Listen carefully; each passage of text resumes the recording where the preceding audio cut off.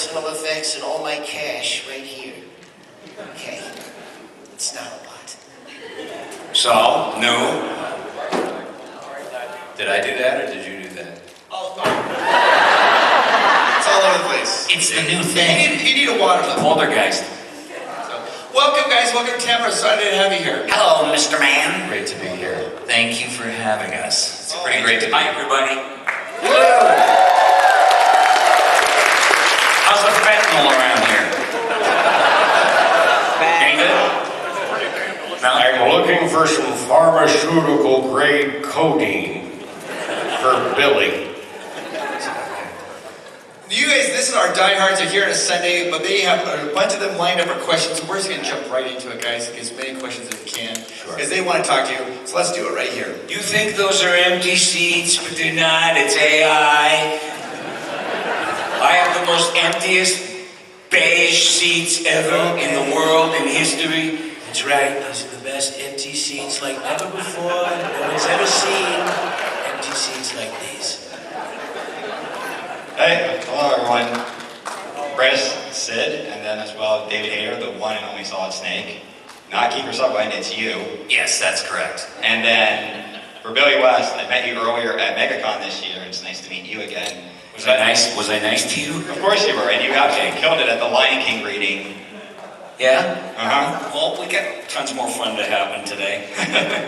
All right, my question for you though, Billy, is do you owe yourself a debt of gratitude to Eric Bauza for voicing Stimpy in Adult Party cartoon when he refused to do it? Do I owe him? Yeah, like No, all I owe anybody is a good performance. I don't have to tell you about my social strata and how I feel about people. But I'll tell you that I do love him and that he's wicked talented. He's, I think he's like an heir apparent to Mel Blanc. I mean, better than anybody. You know, my interest, I wasn't interested in being a mimic per se, but I could do it. And so, like, if someone said, well, you want to audition for this one or that one, I would always do it.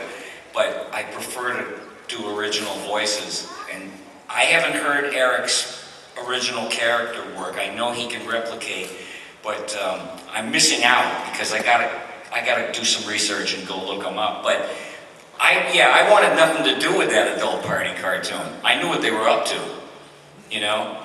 And it's weird, you know, if you're gonna, they were trying to be bold and outrageous and if you're gonna do gay stuff, you better be funny or you're dead.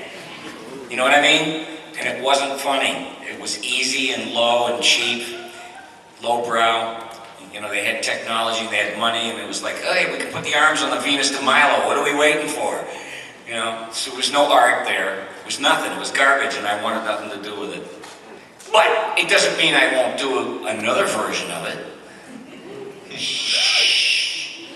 Don't tell anybody. They'll whack my pee-pee. I'll get cornered in a dark alley by Paramount. You people are scary. Yeah, so there you go. Now you know. Thank you. Get out. Get out. Next question. Hi. Sorry. My question is for Mr. Hayter. For your more recent roles in games like Republic and Like a Dragon, were there any unique challenges compared to working on Metal Gear Solid, for example? Not particularly. You know, there's not a lot of challenges to doing voiceover. It's the funnest job in the world. The one thing was when they wanted me to do Kashiwagi on Like a Dragon, I was like, he's like an old tough guy, and I was like, well, I don't want to sound like Snake. And it's just the older I get, the more I just sound like Snake. So I didn't want that to happen. So I was trying to figure out what I could, like, how could I do a cool old guy? And then I thought, well, I'll do like a Harrison Ford kind of. I did pick up on that. Kind of thing. I don't know if it sounds like Harrison Ford, but it's my bad impression, and so that's where he came from. And so that was the challenge, I suppose. It was pretty fun. I'm so glad to be doing that part. Big fan. Thank you so much.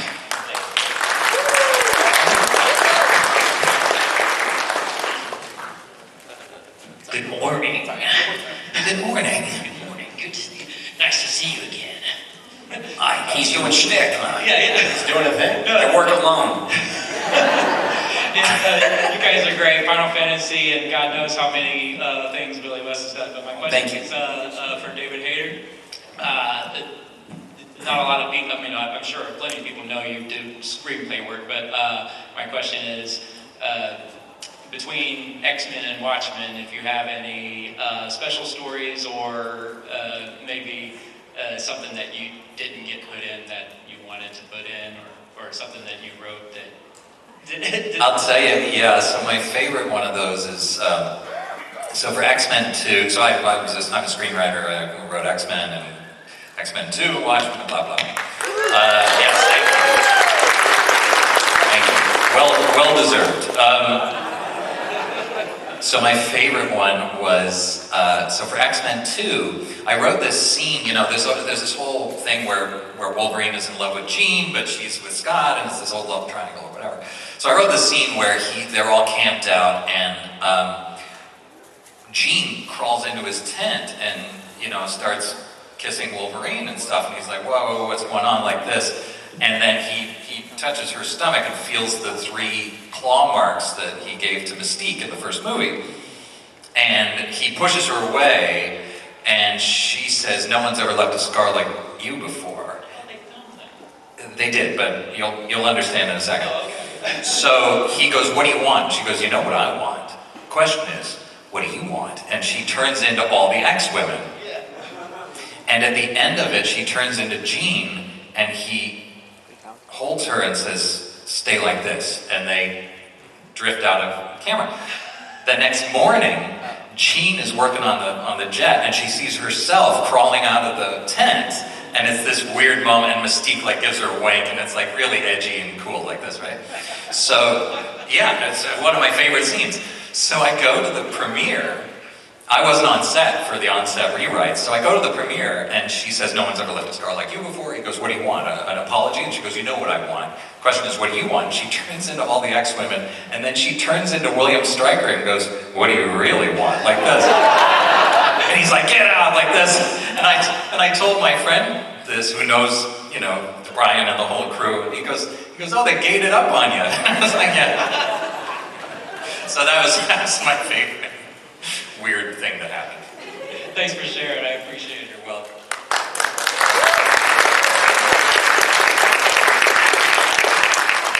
First off, good afternoon. My question is out of the box, simple and short. What is the strangest thing that y'all have ever eaten and liked? Strangest thing we've ever eaten and liked. I love how these voice acting related questions drift into... I said out of the box. I ate rattlesnake meat once. Yeah, and it was good. Really? Okay, here's it. We have a family, or friends of family who live in Australia. They came and visited, they brought Vegemite. Never tried Vegemite before. They can't even actually accurately describe to you what Vegemite is. They just know that they have it, and everybody seems to eat it. And I put some on a cracker, and I cannot explain to you how violent the taste of Vegemite is. And every sense you have, every reflex you have says, don't keep this down. Get rid of this. And I ate it, and I liked it, and I finished the whole damn jar, like in a week. I even posted about it. I even said, God help me, I like Vegemite. There you go. Did you ever find out what it really is, though? No. Is it like rotted vegetables? I think I saw some of it running off of one of the factories off the bay. And there's a guy with a Vegemite jar just sort of collecting it. There was a kayaker going by it. So yeah, there you go, Vegemite. Yeah.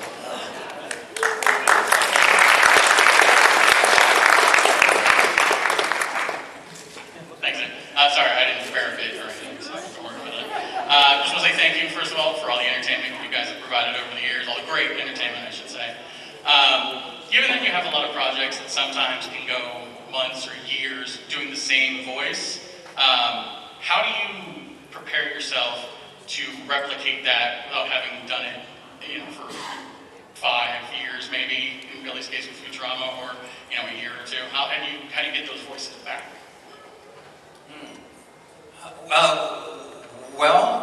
It's really about the attitude of the character. Like it's remembering what the soul of the character is, and if I can remember who I thought they were, I instinctively know what I would have done as an actress. That's kind of how I pick it. They have to remind you a little. Sometimes, yeah, and sometimes they'll play the voice for you. Yes. Playback and stuff. Yeah, I mean that's the easiest way. But I do find it's like picking up an old book that you loved and going back to it. You fall back into it. I find. Did you see the movie, I Know That Voice? John DiMaggio's movie? Yeah. You guys should watch that. It's excellent It documentary. was really hard to find though, like when it first came out. I kept trying to watch it and I was getting errors. I don't know if it was the streaming service or Oh, you should have called Johnny. He would have sent it to you. No, you know what?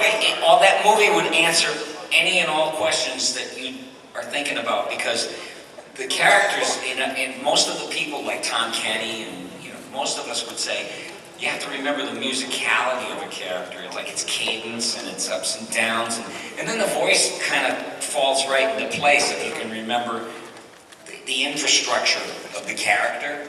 And like if you couldn't hear Yogi Bear saying words, but you could hear his sound, you'd be like,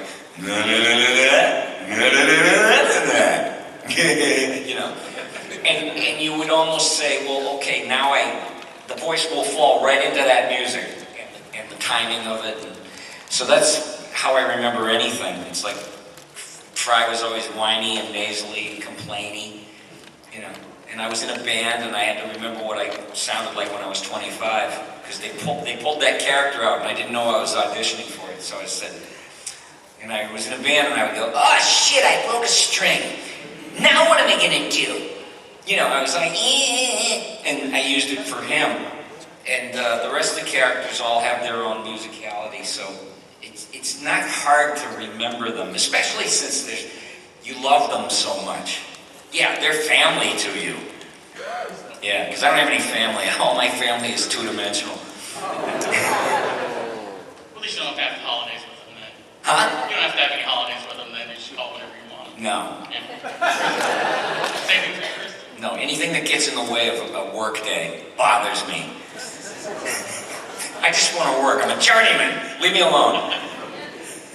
Yeah, I've been doing Pathfinder for about 6-7 years, because we were working on the game for at least a year before it came out. That's not a very long time when you're looking at the breadth of some of these other characters you've been doing for a while, right? But for Pathfinder, I honestly, don't play me a reference, but Pathfinder, I remember, is just the happiest version of me possible. I just think, dad joke, boom, I'm in character. That's it. Yeah. Sometimes it's a technical switch you flip, and you're there, and your brain follows. So, Appreciate it, guys. yeah.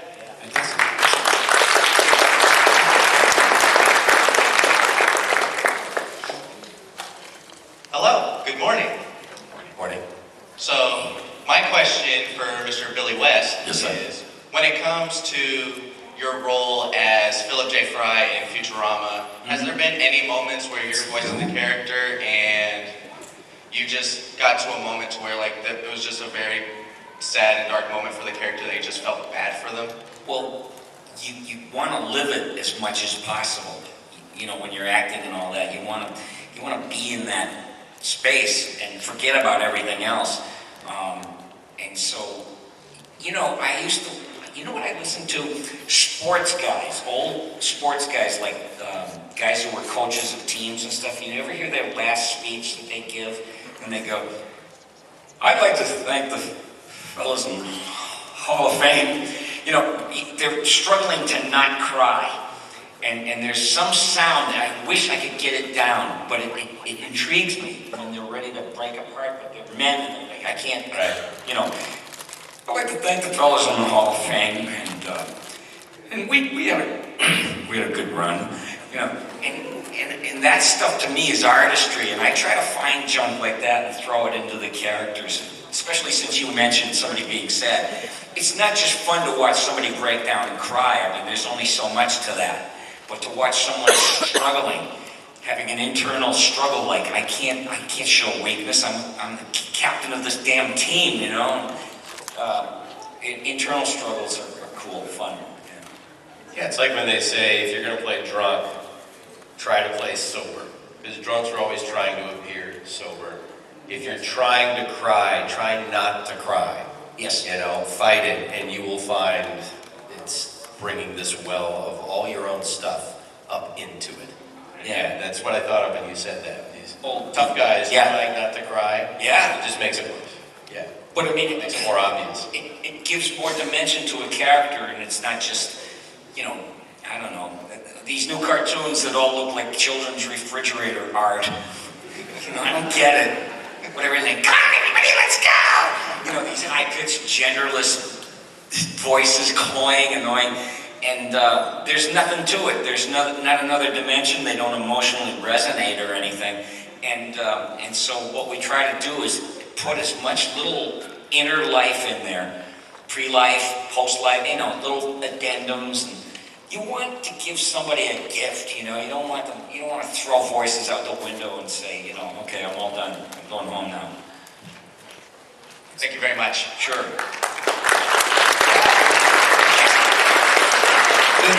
I have to say this, because you guys are so talented.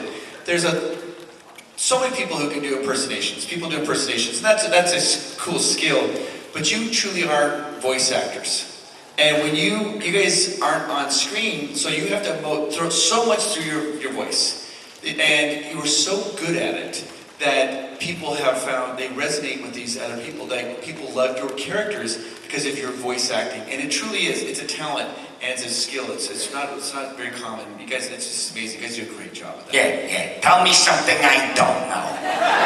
Yeah, we were talking last night about this trend of casting movie stars in voice roles, and it's like, He'll be okay. Yeah. He does this every 8 minutes. Yeah.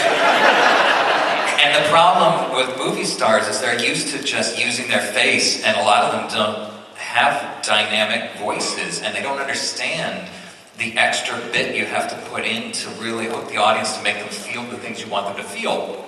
Because they can't see your face, they can't see your eyes or whatever, and they don't understand the level of talent that goes into what these gentlemen do to express so much more through their voices, but still make it sound natural. You know, so it's a specific thing, and I wish movie stars. I wish I had the liberty of being who and what I was for everything I did. I never had to worry about changing up or anything. It's like, oh, everybody knows what I sound like, and I'll just do me. Right. That's basically it. But they come in at the highest level. To me, it's like sending a bunch of highly skilled plumbers to win the World Series for you. You know, they're really great and everything, but you don't belong in Fenway Park. You just don't. Huh? Boston. Yeah. But I resented it for years, and everybody said, boy, are you bitter? Nobody wants to hear from a bitter guy. And I said, I care about keeping the bar off the ground. You know, seriously. And the celebrities come in, the bar falls on the floor. But I remember years ago, they had to depend on us to come in, and the producers would go, you see that bar of lead on the table? We'd like you to turn it to gold before you leave. Could you do that? And you're like, yeah. You know, there it is. And there's alchemy. Something changed into something else. That's what you're doing with your voice, your instrument.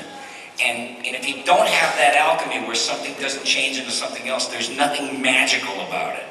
You know? It's the best way I can put it, really. I had one moment of this that I think might touch on that is I worked on a Oliver Stone documentary, People's History of the United States, or something like that, Untold History of the United States. So I auditioned and got the part of being Harry S. Truman's voice match. And you listen to his, so you listen to his tapes and all that, and you put yourself into his shoes, and you do the voice match and all that. And then you have to be able to take the dialogue they give you and read it now as Harry, his personal letters. But this is exactly what you guys are talking about. I walk into the offices of Oliver Stone's office, and Oliver Stone's there to direct me, and he looks at me, and I was in my 40s at the time, and I looked probably younger than that, And you can tell Stone is a guy who's used to working with movie stars who look exactly the way he thinks they're supposed to look. And then walks his Harry S. Truman, who looks like this. And he looked at me and said, "You're my Truman?" I said, "Yeah." And he looked at his assistant and he said, "So we okayed this, right?" And I thought, I am so fired right now. And it's because he couldn't get over the fact that it's possible for a person to sound different than they look. Now, to his credit, he has won Oscars for a reason. He shut his eyes, he listened to me, and he thought, "Oh, okay, he's a voice actor." And suddenly I was Harry S. Truman, and I could adopt sort of the Missouri sort of way of speaking, and then, I could do that. Thank you. Yeah. You just heard me not get myself fired. I thought, all right, you got one take to dig yourself out of this hole that he dug for you, but it's because movie stars, look, they're awesome. I go see their movies, I love them. But you're right, they just have this thing that pops on the screen, but the mic doesn't pick that up. And so that's why you have to show that it's possible to do it a different way. Yeah, absolutely. And it's an amazing talent you guys have. And it truly is a skill and a craft. It's wonderful. All right, our next question. Snake, do you believe that love can bloom on the battlefield? Do I believe that love can bloom on a battlefield? I believe that at any time, any place, two people can fall in love. Thank you.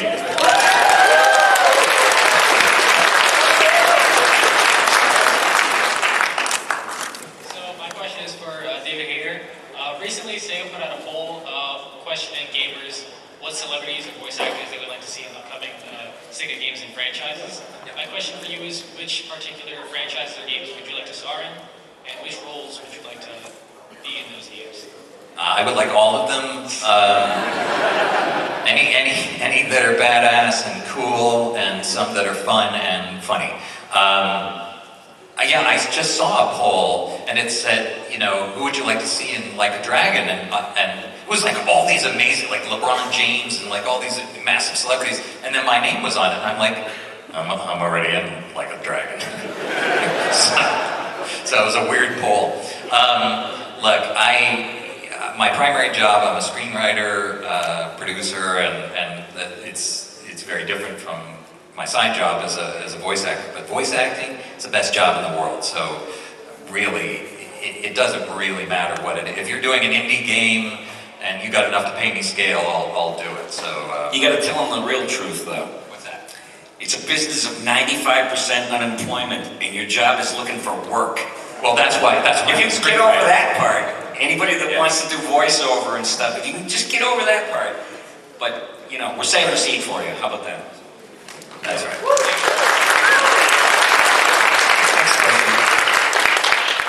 Hi there. I had a question for Billy West. I would like to know if you have a favorite and least favorite character voice that you've done, and why. Oh God, when people ask that, it's hard to answer that because you put 1,000% into every little thing, even if it's something that's peripheral. I just can't let it slide by and say that's good enough for government work or any of that shit. Reasonable. No, and so when I auditioned for the characters in Futurama, they showed me the pictures of the characters, and you got some inspiration has to hit you. Luckily, I made all the right guesses that day for choices. Like Zoidberg was portly, and he had all this cool meat hanging off his face, so I figured his speech would be impaired in some way. So I took two different people from show business periphery. One was a guy named George Jessel, who was a marble mouth. Hello, Mama, it's your son George. From the money each week? It's an old Yiddish joke, you wouldn't get it. It wasn't worth stealing in the first place. But then there was another actor who had a marble mouth named Lou Jacoby, and he was in the first, what was the movie when you believe in the New York and the moon and the city? What is it? Arthur? Yes, Arthur. He was in that movie, and he leans into Dudley Moore and he goes, "What's it like to have all that money?" It doesn't suck, And so, but the thing is, I took those two guys and smashed them, super collided them, or whatever you would cold fuse them, whatever you want to call it, and you get like a new voice out of it, and it became, you need an autograph? Why not Zoidberg? No one cares about Zoidberg. No, don't lie to Zoidberg. No one cares about, they only care about the stupid fry or the robot. Yeah. What? Amelia Clark, she can't smell. That's why she loves me. Zoidberg tends to stink. I live in a dumpster. What do you want from me? I just want to say, young lady, I've known Billy now for a few years, I don't know, 5 or 6 years or so, and I've been trying to get him to do Zoidberg in front of me all that time, so I appreciate it. Thank you for your service. That was the coolest thing I ever saw. I didn't peg you as the shy type. You should have just said, Billy, come on, man. I said to you once, I was like, so, knowing full well, I was like, so you do Zoidberg? And you were like, yeah, that's right. You did, we were in the van. I know me, I would have obliged you. No, I was like, all right, shut it down, don't ask him, and then that was the greatest thing I ever heard. Okay, great. I owe you a beer. Thanks, Megan. Afternoon, gentlemen. Thank you all for having been part of my life growing up. My main question is for you, David Hayter. I've been wanting to ask this since the last time I saw you when you came through here. It was like 5 or 6 years ago, I think. You had mentioned a potential partnership with John Carpenter. Yeah. And no amount of me Googling these past few years has given me this answer. I was wondering if you could talk about it at all now, because back then you weren't really able to say much other than... I still can't, it's the same project. I've been working on this movie for 11 years now. Yeah, it's like, that's what it takes to get a movie made. And I've been working with John the entire time, and we had it set up at Amazon, and they had it for 4 years, and they just let it go like last week. So we are out to studios again. We've got a great cast. I think it'll get picked up. My script is amazing. But I still can't tell you what it is, and there's been no announcements. You can Google all you like, but it won't come up. Yeah. Hopefully we'll announce it getting picked up by a studio in the next, few months, but could be another 11 years for all I know. The most valuable thing you just said, I mean, the attitude, confidence. He just gave a lesson in believing in yourself. Confidence, yeah. Secure in who and what you are. But I'm listening to that and it's like, no apologies, just this is what I do, I'm real good, Yeah, you have to believe in it, because otherwise 11 years of getting nothing out of it will kill you. So you just have to be a foolish optimist. Yeah. Next question.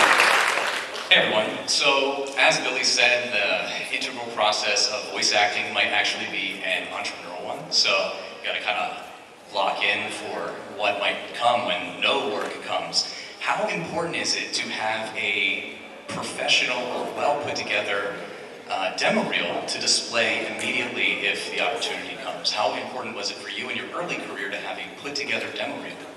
It's important because you want prospective buyers of your brand, your talent, or whatever you want to call it, to know what you can do. And you got to make it short and sweet. It can't go on and on and on like you're trying to prove something. It should be like little hits, like magic, hit and run kind of stuff. Right. And you keep it short. I made the mistake of making these demos. Like I felt like I got so much to prove. Nobody knows who I am. I'm gonna just let them have it. Here's 197 things right now in the next 10 minutes. I know, and you know what it does? It winds up in the circular file, in the wastebasket, because no one has time for that stuff. And but is that what you're thinking of doing? Well, I've been doing voices and streaming on Twitch since I was about 14. I'm 20. Really? Yeah. The one thing that I've never followed is, no matter what happens in life, you should still try to find a level of creative consistency. And at some point, when I got out of the Army, I kind of dropped off there. But thank you for your service. No, hey, mine was purely observatory. The time in service I had was given to me so that I could see the people go through what they went through, which has led me to my new journey. But that's a whole different story. I'm now taking my talent somewhere else. But I see a lot of struggling content creators or people out of the gate who have so much talent, but they don't know how to hone that or how to project themselves. And as somebody who has tried and failed for 14 years, at least on the scale that I was thinking, honing my idea of success plus also my expectations of when it was going to happen has been a really big part of it. You know what? You sound like you're in the right place, though. I mean, head-wise, because, it's almost that old thing about you're where you're supposed to be. Right. No matter how you feel about it, it's like success never taught me anything. You're not going to be judged by how successful you were or how much money you made. You're going to be judged by what your product was and how it affected people and how you treated people in real life. That's what you get judged by. But the greatest lessons are through failures and the phone not ringing and the door not knocking. Absolutely. You get to sit and think about everything, and you think about yourself and you go, I have something to bring to the table. I have something to offer, damn it, and that was all I wanted to do. I didn't care about being, celebrity doesn't mean jack shit to me. They're not, celebrities aren't my heroes. Artists are my heroes. Sculptors, frontline workers, those are my heroes. Yeah, not celebrities. Well, fortunately, it's true, you do learn a lot from failure, and luckily for you, there's a lot of that coming. For sure. So, yeah, I love failure. I'm a law of averages guy. Look, I've had a nice career too. Over 20 years, I've made a living being a voice actor. I've been able to pay a mortgage, and all that.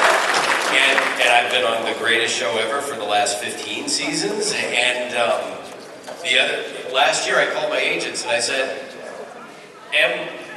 are my reads okay? Did they fall off or something? They said, Chris, everyone is in voice acting now. And everyone who lives in Nebraska is in voice acting now. It used to be you were competing just against New York and LA. Now you're competing against the entire world. Who can do it in their room. Yeah, exactly. Or try to. Right. And they said, you're fine. And by the way, those other actors, those supremely talented actors you used to joke around in the lobby with 10, 15 years ago? Some of them are out of the business altogether. Yeah. Right. So this is an unmerciful business. No one ever said it wasn't. And that doesn't mean you can't get in and make a wonderful career happen for yourself. It just means, like Billy says, and like David says, you have to believe in yourself. Because there are going to be dark moments of the soul where it seems like no one else does. It isn't just the rejection, it's just the apathy sometimes that you're greeted with. It's like, yeah, I sent that audition in 6 months ago. Still waiting to hear. Imposter syndrome starts to set in. As good as I think I am. And it's fine. It's gonna be fine. And if you do it because you love it, that sometimes is the only nourishment you're gonna get. But it'll be okay. If you really, I agree with Billy, and I met you earlier at my booth, you got a good head on your shoulder. And you got a good voice. You do have it. I can tell what's going on in there just from listening to you. And if it wasn't so weird, most of my life has been sitting on Twitch and having people do impressions of the voices that you guys sit on stage and entertain us with today. So it's a cheap parlor trick. Yeah, I mean, being a chameleon is sometimes good, and I'm glad to be a vocal chameleon. Guys, thank you so much for your time. But you didn't come by my booth. I didn't see you. The line was too long. Yeah. What? No. I also am toting around. Come by because I have some insight, I talk to everybody. I don't just go rubber stamp people. Hey, thanks, Yes, sir. Yeah, good night. I would love to stop by. Next, when you guys are finished with this, I'll let the next question. Yeah, do you know who D. Baker is? No, I don't. D. Bradley Baker. D. Bradley Baker. All the clones on the Clone Wars, among a million other things. Yeah. That's awesome. And he's like a force to be reckoned with. Yeah, he's awesome. And I've worked with him for so long now. I've known him for 30-something years. And he has a website about something like, so you want to be a voice actor? It's I want to be a voice actor.com. Yeah. And plug. And on there is everything you could possibly want to know about auditioning, demos. It's like, I'm trying to cut to the chase because you have these questions, but go to that website. WannaBeVoiceActor.com. Yes. Yeah. And he has the wisdom because he earned it honestly. He came by everything the hard way, just like most of us, From scratch. I didn't get going until I was almost 40. I was a drug addict and a drunk and, rudder trouble and... Billy, you were a great drug addict and drunk. I was the greatest drug addict.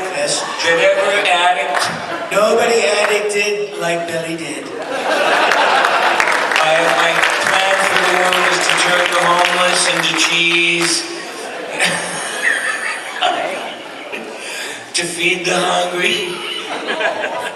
Oh, F me, I'm sorry. Like and subscribe. Hey guys, have you like my comedy? Hey guys, Patreon, go F me. This will be our last question right here. Our last question. Why, are you that busy you have to leave? Are you that busy? You guys are busy at your tables and booths. No, I want to help these guys. Yeah, I need it. I want to see you succeed. I'm going to be gone in about 10 years. Never in anyone's I'm 72. How long can you live? Well, with your characters, probably a lot longer. Oh, well, yeah, that's a good thing. Yeah? You're I like, don't care. Just make sure I'm cremated. But after he dies. And thrown into a bin. Timing is everything. And from all the money each week. I'm sorry. Smoking. Okay. Get it together. All right. So, first of all, I just want to say thank you so much for all three of you coming here and talking to us, taking the time. Thank you. We all know that you're very busy men, very talented. And so, just want to say too that I also resonate with that whole, finding your hero. Who are your heroes? You got to find your hero within yourself. That's right. And that also helps us. And I mean, as a frontline worker too, I understand and vibe with that. I 100% would see what you guys are putting down, and I agree 100%. So. Thanks. Yeah. So, just to make it short and sweet to Mr. David Hayter, I do have a question, and just for my own information for my husband. It's kind of a twofer really quick.